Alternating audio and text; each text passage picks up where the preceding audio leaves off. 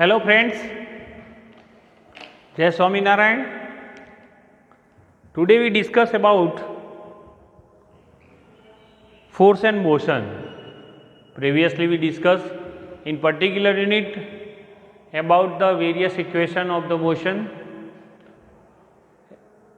about the Newton's second law. We also derived the equation force is equal to m into a, that means F equal to ma, and related example of the different equation of motion as well as the formula F equal to ma. અગાઉના લેક્ચરની અંદર આપણે engineering ફિઝિક્સની અંદર ખાસ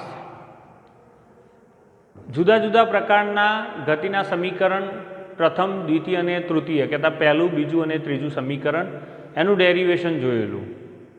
ખાસ યાદ કરી લઈએ ફરીથી ગતિનું પ્રથમ બીજું અને ત્રીજું સમીકરણ v equal to v0 plus at or v0 ની જગ્યાએ ઘણીવાર u હોય છે u plus at.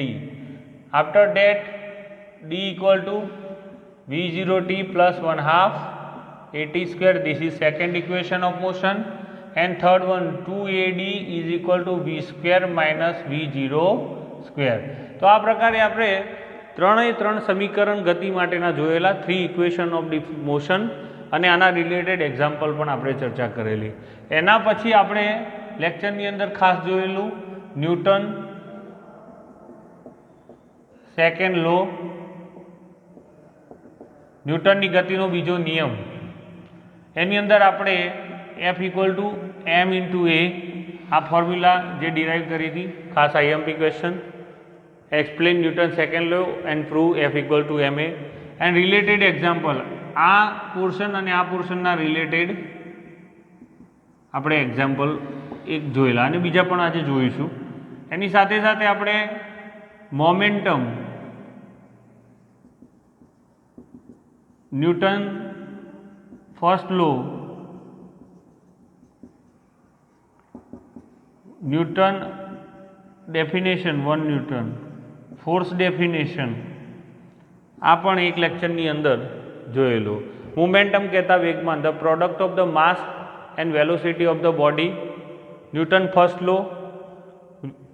From this the definition of 1 Newton and the force. Definition of 1 Newton, we know that 1 kilogram દળ ધરાવતા પદાર્થની અંદર 1 મીટર પ્રતિ સેકન્ડ સ્ક્વેર જેટલો પ્રવેગ ઉત્પન્ન કરતા બળને 1 ન્યૂટન બળ કહેવાય. The mass of 1 kg of any object or particle which produces an acceleration of 1 meter પ્રતિ સેકન્ડ સ્ક્વેર. એટલે કે 1 કિલોગ્રામ દ્રવ્યમાન ધરાવતા પદાર્થમાં 1 મીટર પ્રતિ સેકન્ડ સ્ક્વેર જેટલો પ્રવેગ ઉત્પન્ન કરતા બળને 1 ન્યૂટન બળ કહેવાય. એના પછી આપણે ફોર્સ, જેના માટે એસઆઈ યુનિટ છે ન્યૂટન. આ આપણા પ્રીવિયસ લેક્ચરની અંદર આપણે જોયેલું. Okay, now today we discuss in particular lecture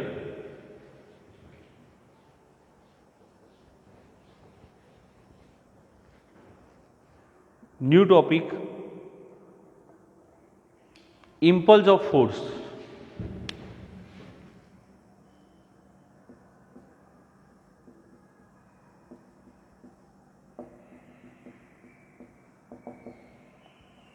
impulse of force, જેને ગુજરાતીમાં કહીશું બળનો આઘાત. તો સૌથી પહેલા આની ડેફિનેશન આપણે સમજીએ. What should be the definition of impulse of force?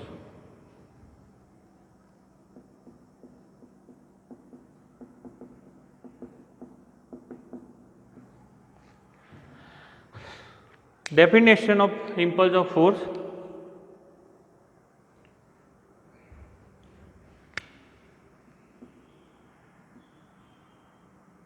the force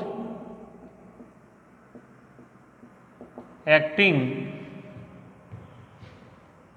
on a body, that is equal to F. The force acting on a body and the time interval in which the force act.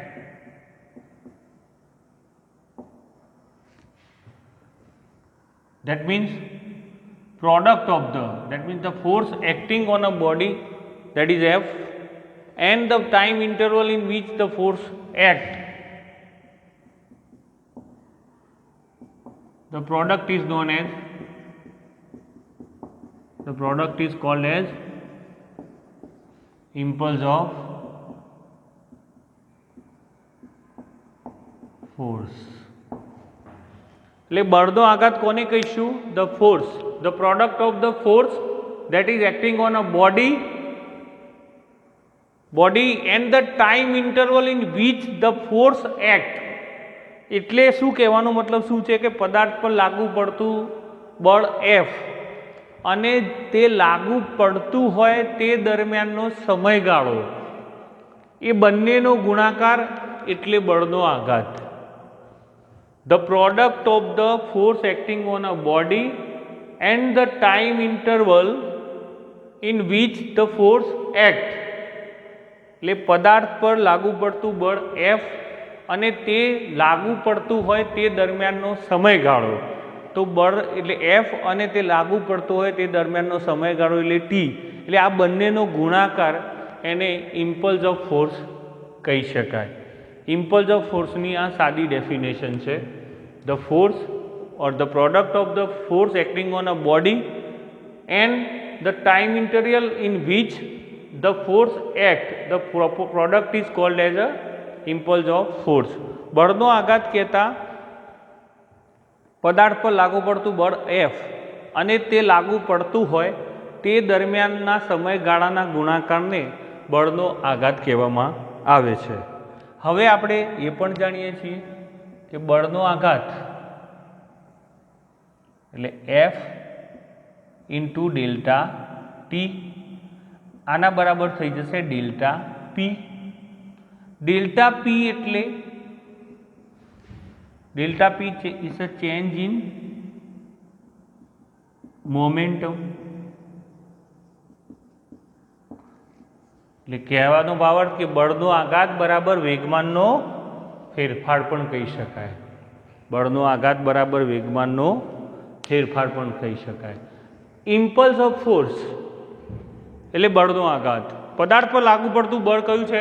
F, અને તે લાગુ પડે છે તે દરમિયાનનો સમયગાળો એટલે delta T. તો આ બંનેના ગુણાકારને કહેવાય ઇમ્પલ્સ ઓફ ફોર્સ, કહેતા બળનો આઘાત. એ કોના બરાબર હોય છે? એ મોમેન્ટમ, આપણે જાણીએ છીએ the product of the mass and velocity of the body. તો એ જે તે વેગમાનના ફેરફારમાં હોય છે. એટલે F into delta T is called delta P. Right. Now બળનો આઘાત, what should be the requirement of this quantity, impulse of force? તો જ્યારે કોઈ સિસ્ટમ છે જેના ઉપર ખૂબ જ મોટું બળ લાગે છે, પણ એ બળ જે લાગે છે એનું મૂલ્ય અને એ લાગે છે તે દરમિયાનનો સમયગાળો ખૂબ જ ઝડપથી તમે એને આઈડેન્ટિફાઈ નથી કરી શકતા, તો એ સમયે તમે વેગમાનને એ જે તે સિસ્ટમના વેગના ફેરફારના આધારે મેઝર કરી શકો છો. દેટ મીન્સ કે બળનું મૂલ્ય અને ટાઈમિંગ એટ અ ટાઈમ તમે નોટ ડાઉન ના કરી શકો, તો એની સાથે જે એસોસિએટ ક્વોન્ટિટી છે મોમેન્ટમ કહેતા, એનો ચેન્જ ઇન વેગમાન, એના વેગમાનનો ફેરફાર એ જે તે સિસ્ટમના વેગના ફેરફાર પરથી તમે જાણી શકો છો. ફોર એક્ઝામ્પલ, આપણી જોડે કોઈ એમ માસનો કોઈ બોલ છે, દડો છે, તમે એને વોલ સાથે કહેતા દિવાલ સાથે અથડાય તો એ અથડાઈને તમારી જોડે પાછો આવી જશે એકદમ ઝડપથી. આપણે જ્યારે આવું કંઈક રમતા હોઈએ છીએ તો તમે એને અથડાવો છો, તે વોલ જોડે જે એનું એટેચમેન્ટ અહીંથી ફ્લો કરે એ ફોર્સ છે, બહુ જ ફોર્સ છે, તો ત્યાંથી એ રિફ્લેક્ટ થઈને તમારી જોડે રિબાઉન્ડ થશે, એ રિબાઉન્ડ થઈ જશે. તો એ વચ્ચે તમે ત્યાંથી જે રિબાઉન્ડ થયું એ ફોર્સને તમે જલ્દીથી આઈડેન્ટિફાઈ નહીં કરી શકો કેટલું એનું મૂલ્ય છે, અને એ સમયને પણ તમારે મેઝરમેન્ટ કરવો મુશ્કેલ છે. પણ તમે જે મોમેન્ટમ છે, એનું માસ છે, એના આધારે એનું પ્રોડક્ટ અને વેલોસિટી, એની વેલોસિટી અને એનું જે મોમેન્ટમ છે એના આધારે તમે એનું વેગમાન માપી શકશો. So momentum is measurable, in very large system where the large amount of force is applicable. ખૂબ જ ઊંચા પ્રમાણમાં બળ લગાવેલું હોય અને એવા સમયની અંદર ત્યારે તમારે એ બળ જે લાગતું હોય દરમિયાનનો સમયગાળો અને ફોર્સનું મૂલ્ય એ શોધવું ડિફિકલ્ટ હોય છે. તો એ વખતે તમે ઇમ્પલ્સ ઓફ ફોર્સની અંદર આનો મતલબ એટલે જ છે કે મોમેન્ટમ કહેતા વેગમાનનો ફેરફાર, એટલે જે તે તમને માસ આપ્યું છે અને બોલ એક્સ ફોર એક્ઝામ્પલ એ બોલ અથડાઈને આવે છે તો એ દિવાલથી પછી એને લાગુ પડતું તમારા રિબાઉન્ડ તમારા હાથ સુધી આવે ત્યાં સુધીનો જે ફોર્સ છે એ કદાચ તમે ના જાણતા હો તો એને આસાનીથી તમે મોમેન્ટમથી એને આઈડેન્ટિટી કરી શકો છો. તો ઇમ્પલ્સ ઓફ ફોર્સ એટલે in other language we can say that is a change in momentum. ઘણી મોટી ઇમ્પલ્સિવ ફોર્સિસ કહેવાય છે. ઇમ્પલ્સિવ ફોર્સિસ એ ઘણી બધી મોટી સિસ્ટમ્સની અંદર એપ્લિકેબલ હોતા હોય છે. વધારે પડતું બળ લાગતું હોય અને એના માટેનો સમયગાળો એને મેઝરમેન્ટમાં ડિફિકલ્ટી હોય તો એને આ રીતે શોધી શકાય છે. હવે શોર્ટ ટાઈમની અંદર તમે જે તે ફોર્સ તમે બોલને અથડાઈ રહ્યા છો, બોલ તમારી જોડે પાછો આવે છે તો ટાઈમ ડ્યુરેશન ઓછો છે એટલે ઓછો સમય હોય વધારે બળ લાગતું હોય તો એ બળનું મૂલ્ય અને એ જે સમય છે એને મેજર કરવો ડિફિકલ્ટ હોય છે. ત્યાં આ કન્સેપ્ટ ઇમ્પલ્સિવ ફોર્સ ત્યાં એપ્લિકેબલ હોય છે. That means impulse of force કહેતા બળનો આઘાત. તો પદાર્થ પર લાગુ પડતું બળ એફ અને તે લાગે છે તે દરમિયાનનો સમયગાળો એ બંને વચ્ચેનો ગુણાકાર એટલે બળનો આઘાત કહેતા impulse of force. The product of the force acting on a body and the time interval in which the force act, this is called impulse of force. In mathematical form we can demonstrate like this. Now impulse as the difference of momentum.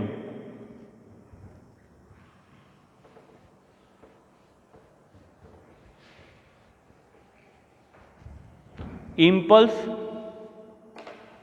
as a difference of momentum.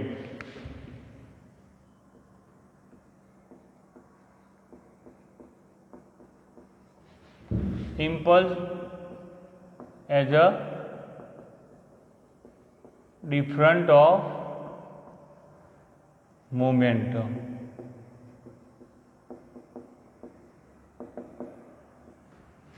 Impulse as a difference of momentum.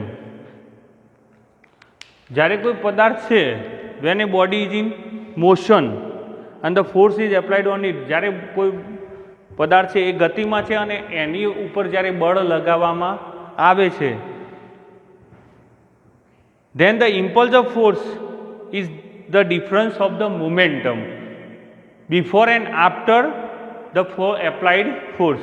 જ્યારે તમે એ પદાર્થ ગતિમાં છે ને એના પર બળ આપો છો તો એ વખતે જે બળનો આઘાત છે એ તમારા વેગમાનના ફેરફાર જેટલો હોય છે. જ્યારે તમે બળ આપો છો એ વખતે પણ કહેતા before the force applied and after the force applied, એટલે કે એ પદાર્થ કે જે ગતિમાં છે જેની ઉપર તમે બળ આપો છો એ બળનું આપો છો તો એ આપ્યા પહેલાં અને આપ્યા પછી જે ત્યાં બળનો આઘાત છે impulse of force is directly proportional with the momentum. A impulse as a difference of force થઈ જાય છે. બળનો આઘાત એ વેગમાન બરાબર થઈ જાય છે. તો એને આપણે અહીંયા સમજવું છે. So we know that impulse of force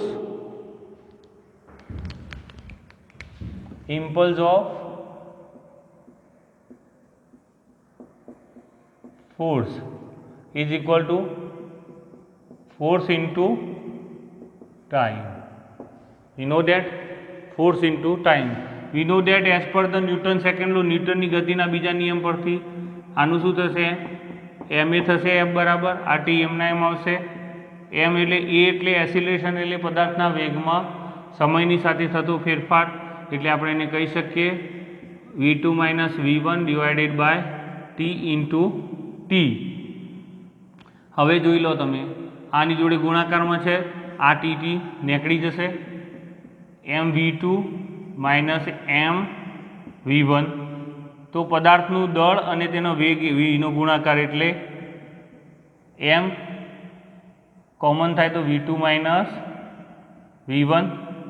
તો તમે જોઈ શકો છો પદાર્થનું દળ અને તેના વેગનો ફેરફાર એ બંને વચ્ચેનો ગુણોત્તર એટલે શું થાય, વેગમાન. તો mv2 - mv1 અંદર ગુણી લો છો mv2 - mv1. તો ઇમ્પલ્સ ઓફ ફોર્સ એ કોના બરાબર થઈ ગયું? Difference of the momentum. mv2 એટલે p2 minus p1. mv the product of the mass and velocity of the body, એટલે એને આપણે શું કહ્યું હતું? મોમેન્ટમ, જેને p થી દર્શાવાય. તો એ પ્રમાણે mv2 બરાબર p2 થશે અને mv1 બરાબર. તો અહીંયા આપણી સાબિતી મળી જાય છે આપણને. Impulse of force is equal two p2 minus p1, કહેતા બળનો આઘાત એટલે વેગમાનનો ફેરફાર. કયા કેસની અંદર? જ્યારે પદાર્થ, the when the body is in motion and if we applied the force on it at that time the impulse of force is as a difference of the momentum before the force is applied and after the force is applied. પદાર્થ જ્યારે ગતિમાં હોય ને એના પર બળ લાગુ પડે એ વખતે જે બળનો આઘાત છે એ બળ લાગુ કર્યા પહેલાં અને બળ લાગુ કર્યા પછી એ તેના વેગમાનના ફેરફાર બરાબર હોય છે. એક આપણે impulse of force is equal to F into time, એફની જગ્યાએ ma as per the Newton second law. એ એટલે પ્રવેગ, પ્રવેગ એટલે વેગમાં સમયની સાથેનો ફેરફાર, TT cancel. mv2 mv1. mv2 એટલે પદાર્થનું દળ અને તેના વેગ વિના ગુણાકારને શું કહેવાય? વેગમાન. એટલે આની જગ્યાએ p2 અને આ જગ્યાએ p1. તો આ કોના ફેરફાર બરાબર થયું? વેગમાનના ફેરફાર બરાબર બળનો આઘાત. આ રીતે આ થિયરીને તમે આપણે અહીંયા સમજ્યા. હવે આને માધ્યમ બનાવી અને આપણે એક એક્ઝામ્પલ કરવો છે. એ એક્ઝામ્પલ 2013 જીટીયુની અંદર પૂછેલો છે ખાસ. તો આપણે એને અહીંયા ડેટા સાથે જોઈએ. એ ક્રિકેટ બોલ ઓફ માસ એક્ઝામ્પલ છે. એ ક્રિકેટ બોલ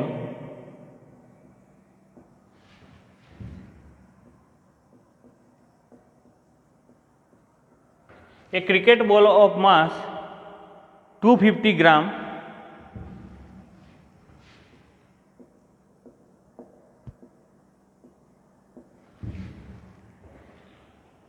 is thrown with a speed of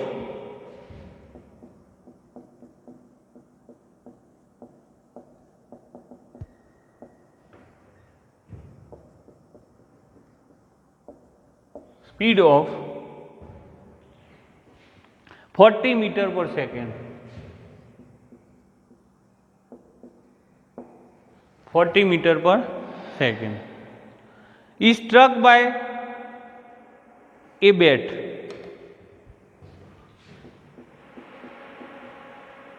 Struck by a bat. એ કોની જોડે? બેટ સાથે અથડાય છે. After leaving the bat, the ball travel in opposite direction.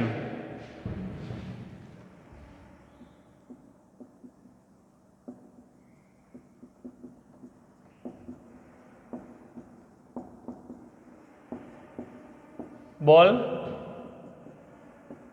travel in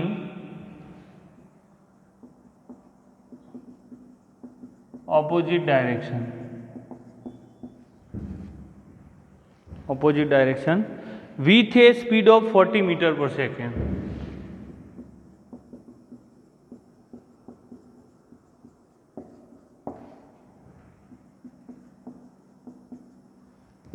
meter per second. Assuming the average force acting on the ball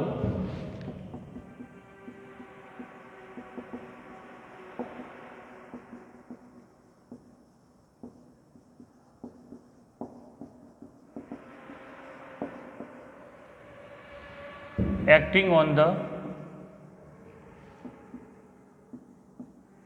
ball is a ball as a 9000 Newton. 9000 Newton. Determine the impulse and impact time.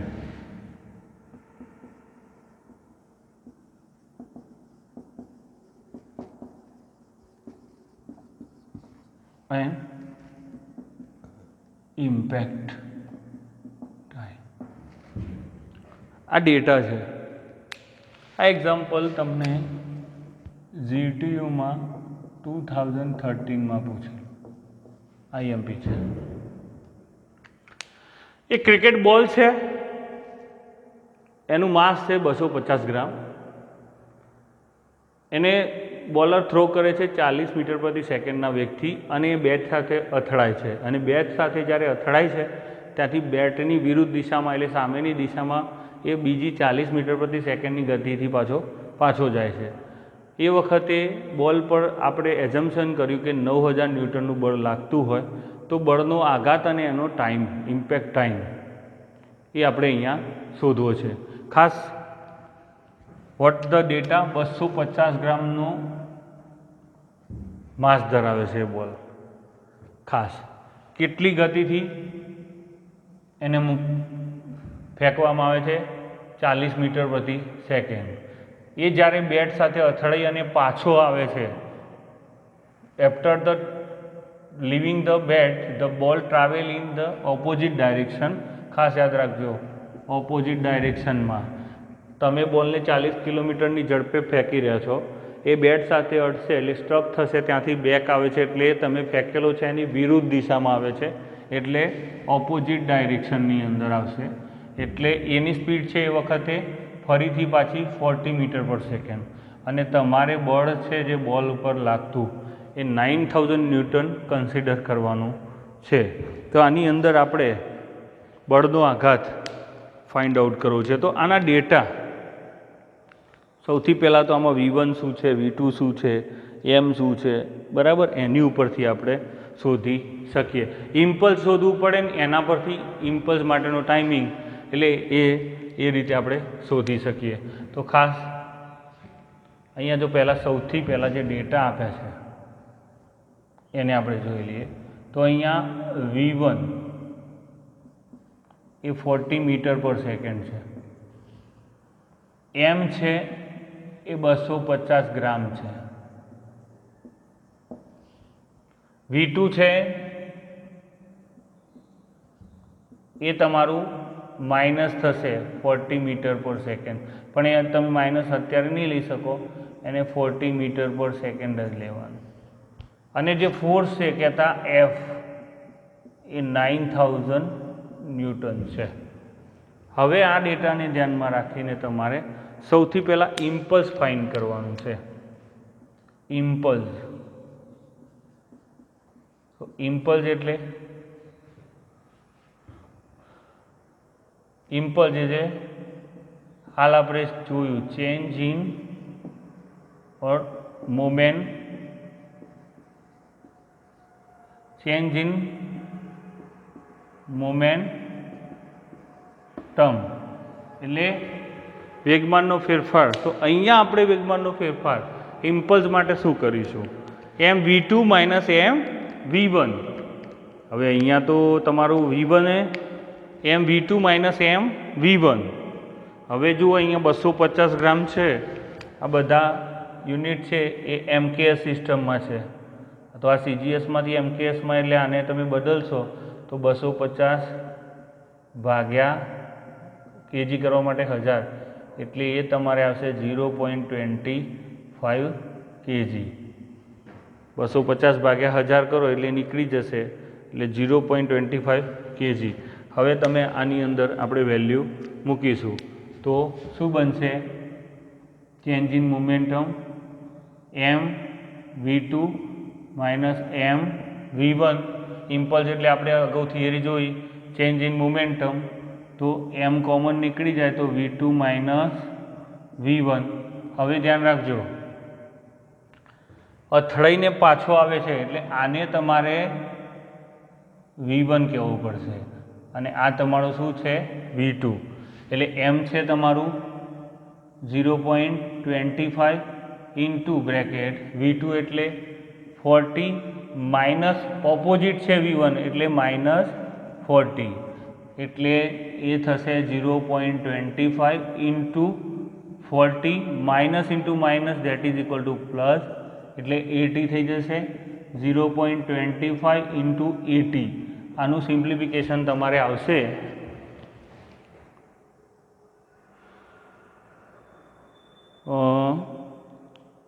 20 kilogram metre પર second. આ delta 20 kilogram metre પર second. આ તમારું delta પી કહેવાય. Impulse એટલે change in momentum એટલે delta. આ તમે શું મેળવ્યું?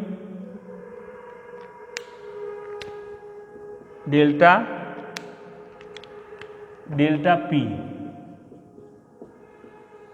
હવે તમારે ઇમ્પેક્ટ ટાઈમ ફાઇન્ડ આઉટ કરવાનો છે આ જ દાખલામાં. Impact time.